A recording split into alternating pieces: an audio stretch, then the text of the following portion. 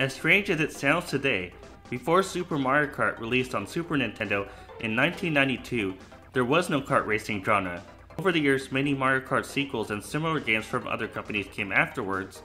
These days, kart racing is a category in itself within racing games. I wish I had time to show clips from all the best kart racers made over the years. For now, I will focus on Super Mario Kart, as it still holds up as one of my favorites of the series. The gameplay literally holds up today when compared to other kart racers. There are 3 speed modes in Super Mario Kart: 50cc, 100cc, and 150cc. I believe the last one is locked at first. Also, there are 8 racers including Mario, Luigi, Yoshi, Princess, Bowser, Donkey Kong Jr., Koopa Troopa, and Toad. These days, 8 characters is a short roster for a Mario Kart game. Within 50cc, there are 3 different cups with 5 races each. In 100cc and 150cc, there are 3 cups and an extra special cup, which is hard as hell to beat.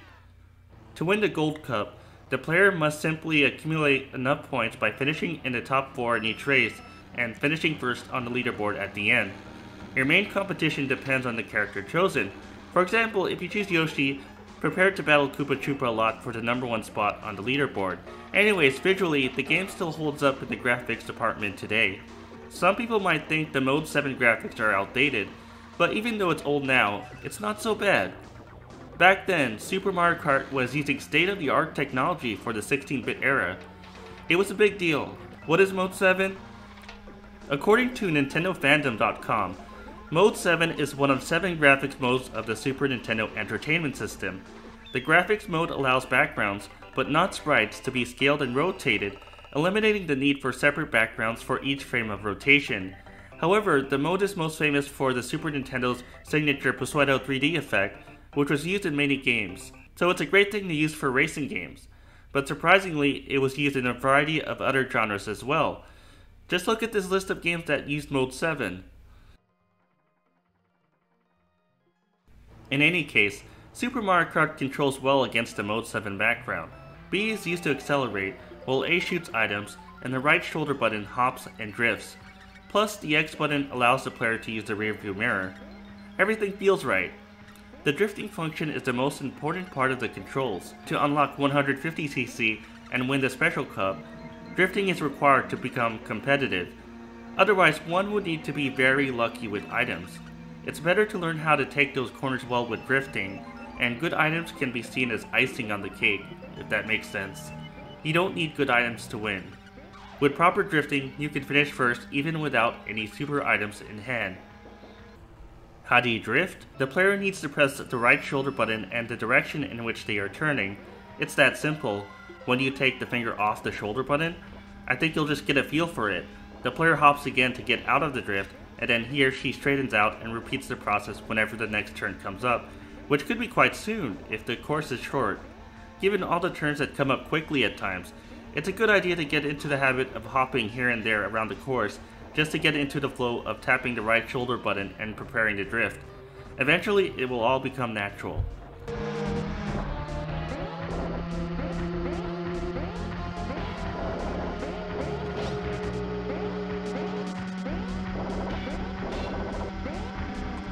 What about the course design in Super Mario Kart? Well, if you've only played the newer Mario Karts, it might be shocking to find out the courses in the original game are mostly short and encourage the player to use the drifting mechanic to take those tight turns. And the scenery isn't as pretty playing courses such as Mario Circuit, for instance, but the actual design of each course makes for better races than how Mario Kart courses are made today. Don't get me wrong, every Mario Kart is still a fun game, but some of the changes aren't for better.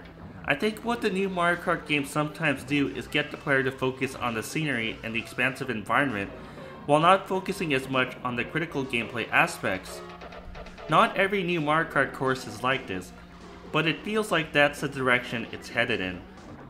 Now to talk about items. Super Mario Kart also has green and red shells as items to attack other racers. Another staple item is a star. They've been a part of the Mario series in general since the original game in 1985. Stars make the player invincible for a period of time, making it an especially powerful weapon in the final lap. Mushrooms have been a staple of Mario games as well. Rather than make the character bigger though, In Mario Kart, they give a short speed boost to the player. On courses with no drop-offs, both mushrooms and stars are a welcome item. Banana peels could deflect shells or just be left on the road as a nuisance. In later Mario Karts, you could hold the banana peel behind the cart and deflect offensive items that way. But in this one, I think you have to use the banana peel immediately. The coins help the player go faster, or so I hear. It's hard to tell as I don't feel that much difference, but I'm sure there are some players out there that can feel how much faster coins can make you. The Thunderbolt makes every other character small and allows the player to make up a ton of ground quickly. It's safe to say, don't expect this item too often. Finally, the feather allows the player to jump, and this is especially helpful if the course in question has a shortcut. Sometimes the feather can let the player cut through a significant part and get ahead quickly, but on the negative side, if you miss the jump, it can kill your momentum, so think about whether it's worth the risk, as you might have to get picked up by Lakitu. Anyways, the solid drifting mechanic combined with the Mario characters and Mode 7 graphics all make for a fun game. I don't have any complaints about the controls, the items are balanced, and the limited set of characters is fine, as this was 1992 after all. I will say that you'll want to think carefully about which character to choose. I choose Yoshi 90% of the time, and I admit part of the reason I choose him is because he's my favorite Mario character, and that's part of the appeal of playing Mario Kart, right? It's better than choosing from a list of generic characters led by a generic jumpsuit man. Yoshi is cool. Besides that, Yoshi also has one quality that he excels in: acceleration. He can go from 0 to top speed faster than the other characters, as well as Princess. Both of them are roughly the same. Mario and Luigi are the most balanced of the 8 characters. Neither of them excel in anything, but they are not so light that other racers can push them around, and not so slow that they lack acceleration. So they are good starting characters as they should be. Mario should be an all-around character, no matter what spin-off he is in, as he is the featured star in these games. Bowser and Donkey Kong have the top speed. Of course, this comes at a price as neither of them accelerate well, meaning if your cart stops when playing as one of them, it takes forever to pick up momentum again. But once you get going with Bowser or Donkey Kong, wow! Koopa Troopa and Toad are light characters, so they get pushed around easily, but they have the best handling out of the group. For beginners, those might be the best characters to pick. It all just depends what fits you as a player, or maybe what courses do you plan to attempt. I guess for all the cups, it may not matter as they each feature a variety of courses. But for time trial mode, it probably makes sense to think about which character fits what course. Not surprisingly, the courses named after a character suit that character the best. For example, Koopa Troopa fits Koopa Beach the best, and Bowser fits his courses the best. Whenever you complete a track in time trial mode, you can race against your own ghost who duplicates that run next time the course is tried. That is great because it gives a sense of what you need to do to beat your best time. Moving on, what I also like about this game is that there's less chance to get a super item compared to newer Mario Karts in the series. You might be asking, that's a good thing? Yes, not getting the best item all the time is a good thing. In later Mario Kart games, the chances of picking up a big item from behind increased, making it possible or more possible for a newbie to get into the mix, even if he or she is racing poorly. This lessens the gap between a skilled gamer and an inexperienced gamer or unskilled gamer, and I'm against that.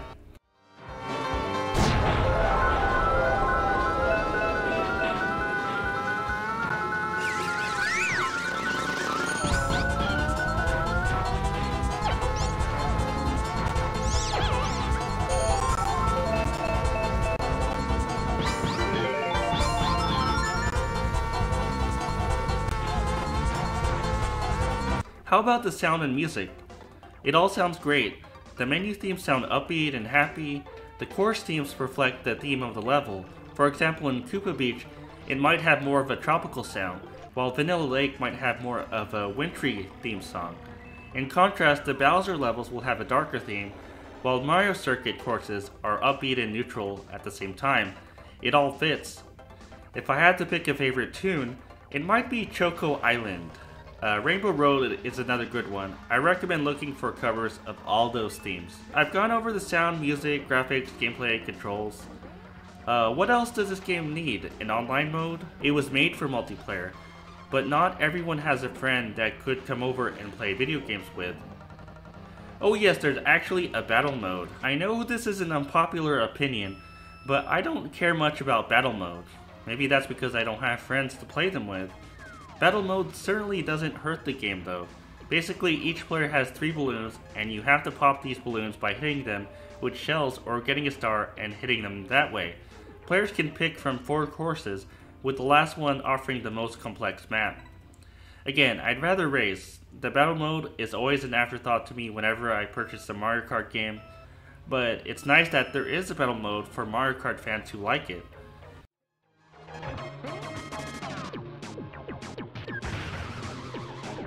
Super Mario Kart is on SNES Mini, if those things are still around in stores. It's on the Wii U Virtual Console. In most retro gaming stores, there are copies of the original Super Mario Kart lying around. There is no excuse not to find it. Obviously, I love this game. As mentioned, the graphics are a little dated now, so I'll take a bit off the score, but I'd probably give Super Mario Kart a 9 out of 10 today. It holds up extremely well.